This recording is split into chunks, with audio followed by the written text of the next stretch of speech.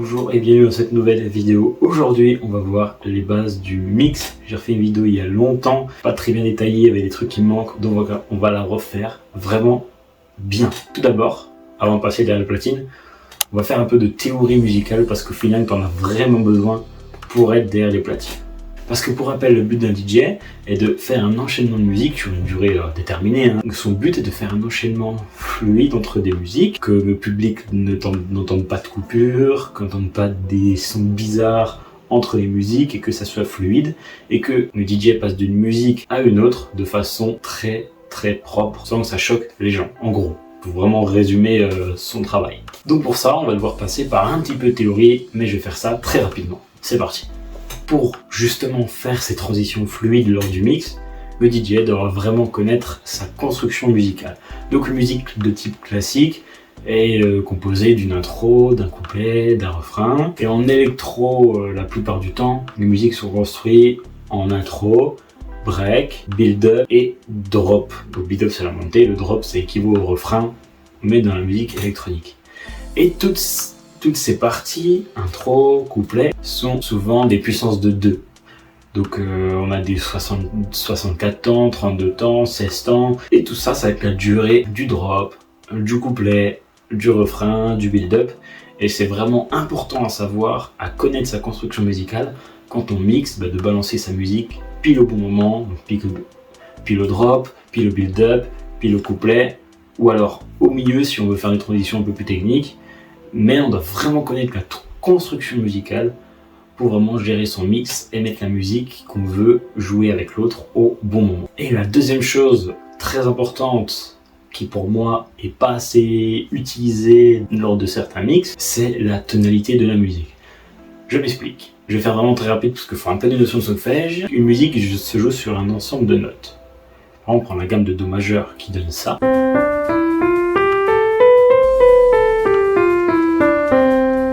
Et on veut enchaîner avec une musique qui n'a rien à voir avec cette gamme. C'est-à-dire que la gamme de Do majeur a un ensemble de notes dans sa musique, et la musique qu'on veut faire en transition, c'est complètement des autres notes. Donc ton mix va être dissonant.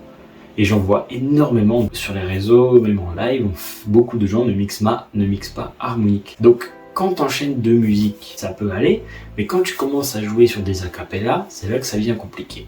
Et on va voir ça après au platine. Pour moi, c'est vraiment une chose très importante de regarder la tonalité de la musique pour vraiment jouer des musiques qui sonnent ensemble. Je ne vais pas rentrer vraiment dans les détails de la tonalité parce je peux vraiment faire une vidéo que sur la tonalité, tellement c'est assez compliqué pour ceux qui n'ont aucune notion de solfège. Même si on voit avec des règles simples, ça se comprend très bien. Mais si vous voulez être intéressé, je vous mets un lien ici de Malo Bertrand qui a fait une vidéo dédiée à la tonalité, et ceux qui veulent en apprendre plus et qui mixent pas forcément harmonique, je vous conseille d'aller la voir parce qu'elle est vraiment très intéressante. Il faut savoir que le tempo en musique est écrit en BPM, donc en battements par minute, et c'est calculé à peu près tous les temps qu'il y a en une minute, ça va donner le BPM de la musique. Et bien sûr, plus la musique sera rapide et plus le BPM sera haut, ce qui est assez logique. Et chaque style a à peu près son BPM différent, enfin à peu près ses plages de BPM différents. Donc le DJ, pour faire un mix, va superposer ces deux musiques, donc caler les deux musiques au même BPM pour superposer ces musiques et n'en faire qu'une, ce qu'on appelle justement un calage. Et on va le voir tout de suite en passant aux platines. C'est parti. Ok, donc là on passe comme convenu derrière les platines. Je suis désolé si vous avez un petit reflet de merde ici parce que j'ai mis la ring light juste au-dessus, je pouvais pas la mettre au plafond ou pour avoir un vrai bel angle droit. Donc malheureusement, je ne peux pas faire mieux. Ok, donc dans un premier temps, pour savoir mixer, il faut savoir quel bouton sert à quoi. Un mec qui connaît rien, il voit ça, il se dit waouh, hyper compliqué. C'est un peu compliqué, mais si on explique bien les choses, tout le monde peut s'en sortir. Alors, donc on va commencer avec un petit exemple. Ok, donc j'ai mis une musique à moi pour éviter d'avoir des problèmes de droit d'auteur. Donc on va commencer. Donc on va passer par la platine et la table de mixage pour vous expliquer un peu les grosses lignes. Donc là on a la platine, donc qui peut lire des CD, ce qui se fait beaucoup moins, mais tu peux en lire quand même. Des formats en SD, en carte SD, ça se fait pas beaucoup, et le plus souvent c'est un export de Recordbox, donc de ce logiciel là, pour justement avoir les waveforms, avoir les OutQ, les boucles enregistrées, les Q enregistrés, mais ça on en parle juste après. Et donc le plus souvent c'est USB ou alors en link. Donc c'est à dire que moi j'ai ma clé USB là, les deux platines sont branchées en RJ45, donc celle-là est sur USB, celle-là est sur link. Donc cette platine là va se connecter et récupérer les informations qui sont sur celle-là pour justement éviter d'avoir deux clés USB. Ou alors ce que tu peux faire, c'est tu mets directement sur ton PC. Tu branches ton PC avec un AJ45 sur un routeur. Du routeur, du boîtier, tu renvoies aux deux platines et tu connectes depuis directement Recordbox ou Serato, enfin ton logiciel de mix. Pour Pioneer, c'est principalement Recordbox. Donc voilà pour un peu le fonctionnement au niveau des logiciels, des exports, mais tu peux mettre des CD, mais par contre tu n'auras rien de préenregistré au niveau de tes réglages. Donc on va commencer sur la platine ici. Bien sûr, la chose qui surprend le plus, c'est le jog. Donc pour le jog, on a une partie ici qui nous sert bien sûr le scratch par exemple. Parce que moi j'ai un problème au niveau du jog. Voilà, mon jog a vraiment un sérieux problème, il faut que je le change. Ici, quand on touche ce bord-là, c'est pour accélérer ou ralentir la musique. Donc ça va faire quand on fait des calages à l'oreille.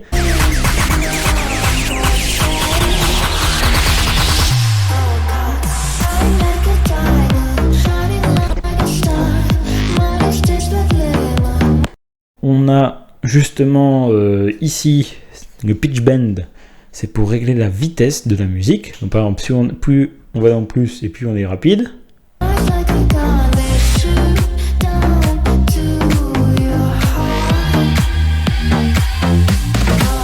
Avec des réglages à plus 10, plus 16, donc là on va moins vite, on peut aller beaucoup moins vite.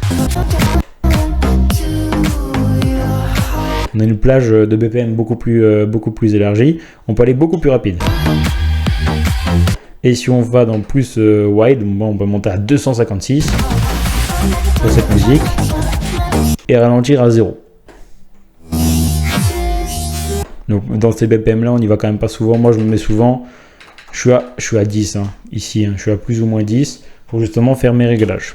Ici, cette touche-là verte, vous voyez bien avec le reflet, cette touche-là verte, c'est pour garder le tempo. C'est-à-dire que le tempo initial de la musique, il est là. Donc ça veut dire que si je fais ça, je me mets en wide, c'est-à-dire au maximum de plage, je vais de 0 à je sais pas combien. Si j'enlève cette touche-là,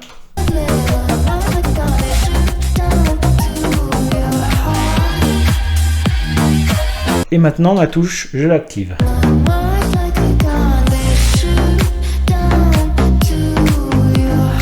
Vous avez bien vu, ça bloque le tempo à son tempo d'origine. Cette touche-là, Master Tempo, avec la petite lettre rouge que vous devez sûrement pas voir malheureusement, et c'est ce qui va permettre de garder la tonalité de la musique. Ma musique de base, elle est à 128.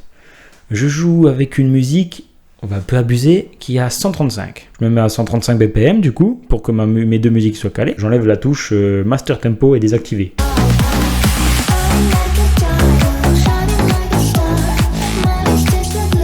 Et là, j'active, désactive, active. Donc, quand tu modifies la vitesse, tu gardes le Master Tempo, c'est-à-dire que tu gardes, moi je dis la tonalité, mais ça joue sur la tonalité, en quelque sorte. C'est pas vraiment le terme exact tonalité, c'est pas vraiment pour jouer sur la tonalité, mais ça déforme vraiment toute la musique quand tu bouges beaucoup le tempo et que tu mets pas ce Master Tempo. Donc ça permet vraiment de garder en quelque sorte la tonalité de base de la musique. Ici on a le bouton synchro, donc que tes platines soient automatiquement synchronisées. Genre tu as une musique ici à 128, tu veux mettre une autre musique sur le platine mais elle est à 130, dès que tu cliques dessus, t'as une synchro d'activer, bam, et deux musiques, nickel, avec une platine de référence que tu choisis. Bouton vraiment assez basique, tu aurais peut-être dû commencer par là, le play pause, rien de surprenant, et le point Q. Le point Q c'est un repère que tu choisis n'importe où dans la musique, j'ai mis là. Voilà, c'est un repère que tu choisis préalablement ou sur place, tu fais comme ça, tu moulines, hop, je veux qu'il soit ici, je veux commencer ma musique ici, bam, hop, ça y est. Mais tu vois bien que faut rester appuyé dessus, donc généralement c'est soit pour jouer avec, ou alors des fois je fais ça, et j'appuie sur play pour que la musique se lance. Si ta musique a arrêté et que ton cue il est là et ta musique elle est là, hop, tu vas mémoriser sur un point dans lequel tu t'es arrêté. Mais si tu es en route,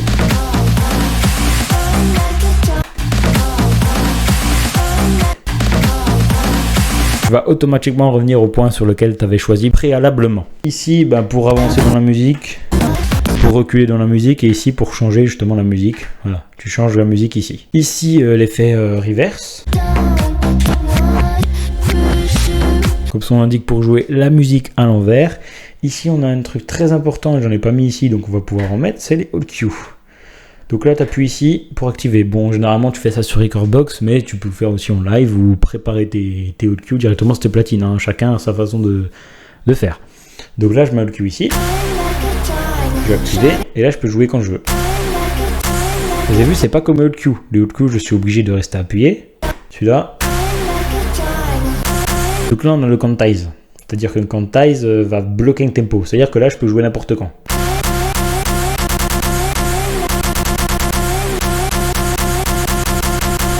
Et si je mets une quantize, le logiciel va me le... Même si j'appuie à côté du temps, le logiciel va forcément me le caler dans le temps.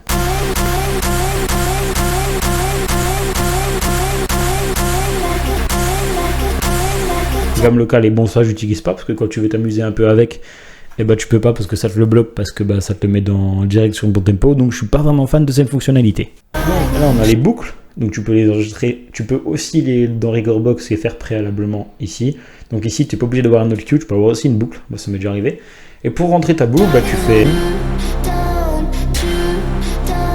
et out, normal.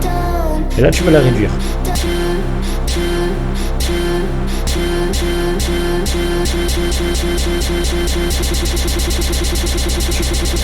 Tu peux aussi la réduire autrement.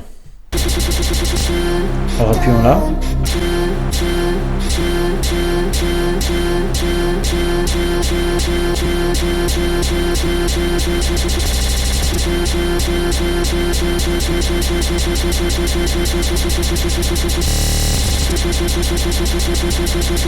Après mon mot jog il bug. Mais donc c'est pas forcément clair, mais tu peux le ralentir comme ça progressivement, pas forcément par passer en faisant du 4 temps, 2. Et on peut aussi, quand la musique est arrêtée, se balader dans la musique. Quand elle est arrêtée. Il nous reste ici, c'est pour l'arrêt de la musique. Donc quand elle s'arrête, au lieu qu'elle s'arrête comme ça, elle peut s'arrêter comme ça. Si tu mets à fond.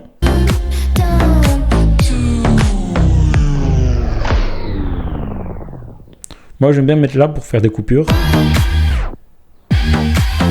Et il y a pareil pour le démarrage.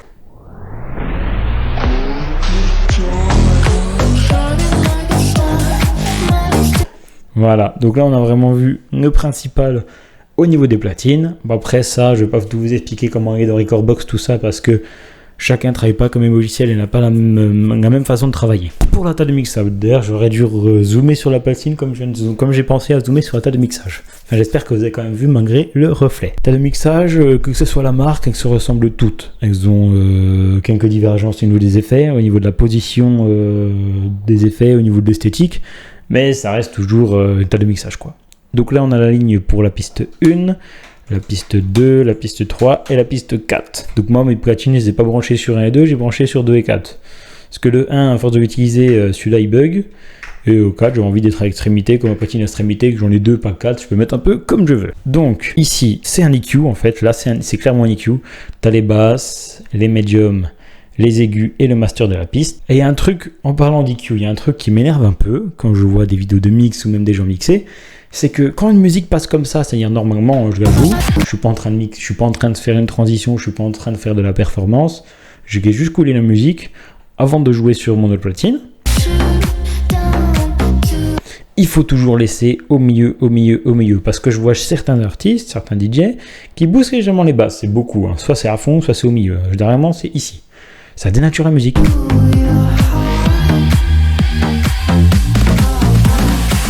Si l'artiste dans sa musique a mis cette basse à ce niveau-là pour que ça rentre comme ça, c'est pas pour rien. Donc en bougeant les EQ comme ça, en mettant un peu à votre sauce, vous dénaturez totalement la musique et le mastering de la musique originale. Alors quand tu fais des transitions avec une autre musique, que tu coupes un peu les basses de l'autre, que tu augmentes les aigus d'une autre pour faire une transition plus fluide, ça je suis totalement d'accord et je le fais aussi énormément. Mais quand ta musique passe normale, ne pas jouer avec les EQ. Je trouve que ça n'a aucun intérêt. Et le master, évitez de trop taper dans le rouge. Alors, avec la lumière, je sais pas si vous voyez. Là on abuse. Là on abuse clairement. Le son, on abusait clairement. Généralement, moi je me mets à 7.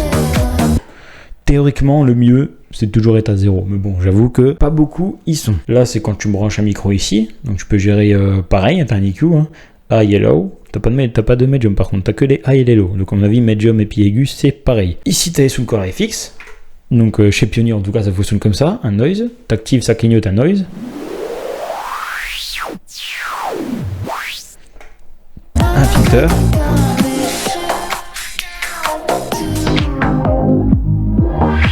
un crush. Ça vient un peu cradifier le son, c'est assez intéressant. Et le gate.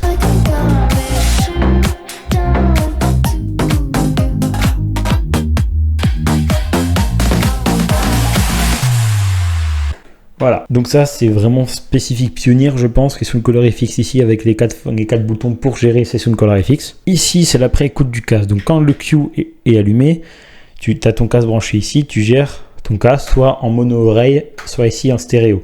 Et là tu préécoutes ta piste 1, 2, 3, 4. Tu peux écouter aussi le master, tu peux préécouter ton master. Par exemple, tu joues sur cette piste-là, hop, tu écoutes celle-là, fader baissé, pour justement prévoir ce que tu vas jouer. Et là, tu coupes ta préécoute. Ici, les faders, hein, je pense que c'est la chose que tout le monde avait compris sans que je l'explique. Au niveau de la puissance sonore, hein, c'est pour activer le son.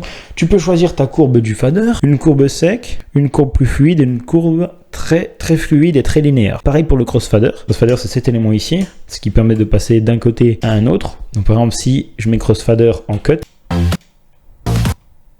faut vraiment que je le décale à peine. Si je mets crossfader plus fluide,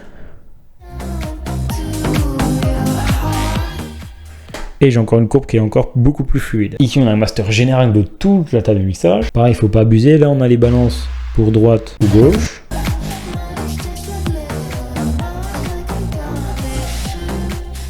Et là, on a toute la partie effet. Donc, tu choisis ton effet ici. Tu choisis sur quelle piste. Tu as le réglage de ton effet ici, sur cette molette.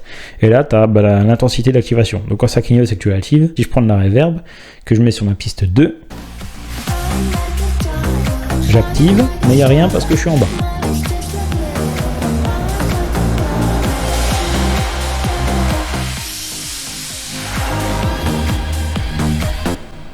On a vraiment vu les boutons en principal, on n'est pas trop rentré dans le détail pour rester simple.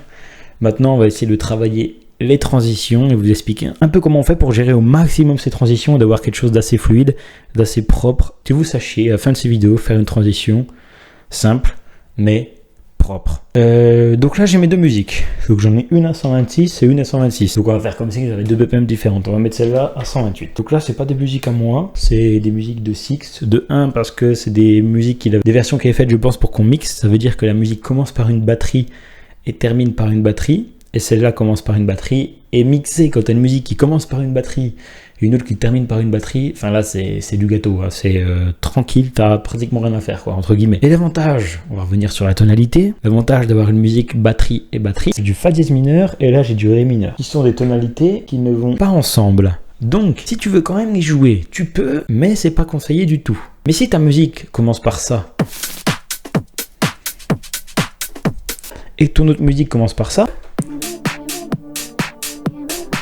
t'as une musique qui finit sur une batterie, commence sur une batterie, si t'as pas la même tonalité, ça choquera beaucoup moins à l'oreille, donc tu pourras quand même les enchaîner.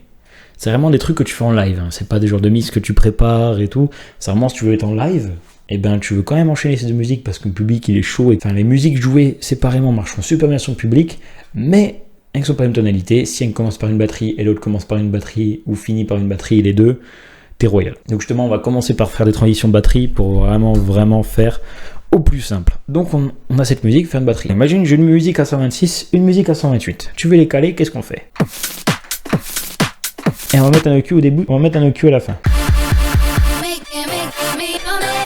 Donc là, on voit bien qu'on a une 126 et une 128. Ça ne va pas ensemble. Donc celle-là, on va la mettre à 126. Donc les deux sont au même BPM. Mais c'est pas parce que les deux sont au même BPM qu'ils vont forcément les caler. Imaginons que tu fais une erreur, c'est-à-dire comme ça. Tu mets les deux mêmes musiques au BPM parce que si tu deux musiques ne sont pas au BPM, t'as beau mouliner comme tu veux, alors ça va être compliqué de caler. Hein. Donc on a cette musique. Là, les musiques sont pas calées, on est d'accord.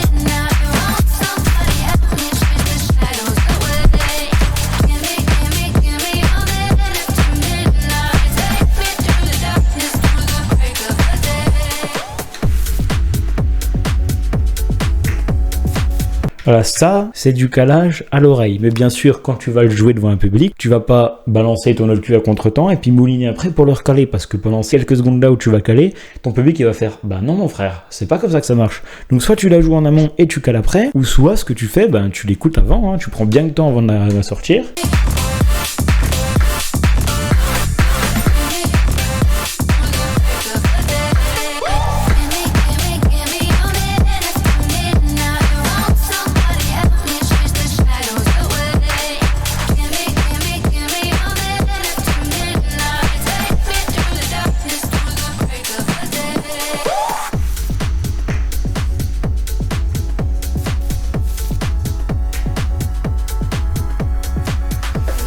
Donc là, beaucoup moins choquant. Mais c'est pas parfait. Prépare bien en amont, tu fais attention que la musique ait bien le même BPM. Donc là, t'hésites pas à recaler aussi s'il faut, hein. Pas hésiter à donner des petits coups en avant, en arrière. C'est pas pour simuler qu'ils font ça, hein. C'est vraiment pour essayer de caler au maximum. C'est pour ça que moi j'ai dit que les platines, pour moi, c'est un instrument de musique à l'heure actuelle. Enfin, moi j'ai fait 15 ans de batterie, donc j'avoue que faire des calages de musique avec la vitesse, battement par minute, batterie, c'est quand même assez... Enfin, j'ai parti avec un avantage, quoi, que j'ai commencé mix. C'est du coup les calages au tempo, quand t'es batteur, bah tu fais... C'est un peu ton taf, donc du coup, j'ai eu un gros avantage quand même. Le calage s'est fait assez facilement. Donc pour moi, c'est un instrument de musique, il faut travailler autant qu'un autre instrument. C'est aussi compliqué, il y a de la technique, il y a des choses. Si tu veux être bon, bah faut passer des heures à c'est pas juste tourner des boutons, hein, je vous le dis les gars. Mais c'est kiffant de fou quand t'es devant des gens et que les gens kiffent ce que tu fais, quoi. C'est incroyable. Donc là, vous savez, un peu près calé. C'est vraiment montré rapidement. C'est beaucoup d'entraînement. Hein. Votre première musique ne sera pas calée. Il faut prendre du temps et de l'entraînement.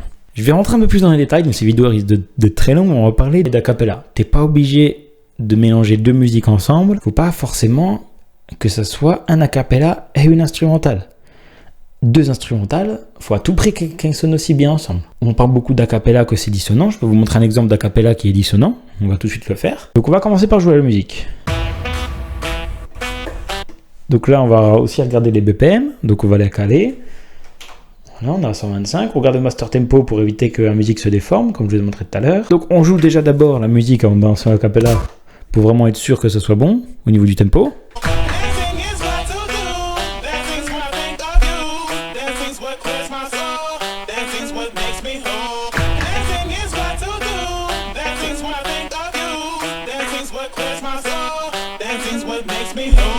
Et là, on peut très bien entendre, même si les musiques étaient à la même vitesse, que c'est pas du tout dans la bonne tonalité. Ça ne va pas, ça ne sonne pas, c'est dissonant. Et ça marche pas qu'avec, comme je disais, les acapellas et les instrumentales, ça marche quand tu as deux instrumentales. Parce que tu mixes pas normalement que des acapellas. Là, je vais vous montrer un exemple qui fonctionne bien avec un mashup que j'ai fait.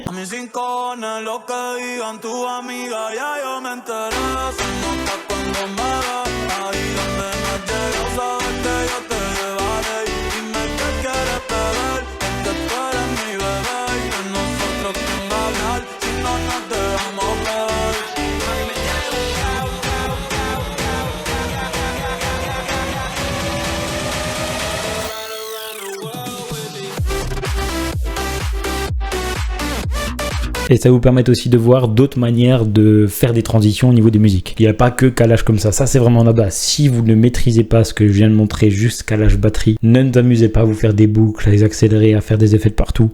Parce que ça sert à rien. Et ben voilà, maintenant, tu sais mixer. Merci d'avoir regardé cette vidéo jusqu'au bout. Donc vous avez appris les bases du mix. Il y a encore beaucoup de choses que je ne vous ai pas expliquées parce que je ne vais pas rentrer dans les détails d'un coup. En tout cas, j'espère que ça vous a plu, que vous avez les bases et que je vous ai juste fait des transitions de fou. Faites attention à la tonalité, c'est très important. Je vous reviens ici le lien de la vidéo de Malo Bertrand qui en parle très très bien, qui a fait une vidéo dédiée à ça. Donc c'est vachement cool pour ceux qui n'ont pas de notion de solfège et qui connaissent pas réellement la musique théorique en elle-même.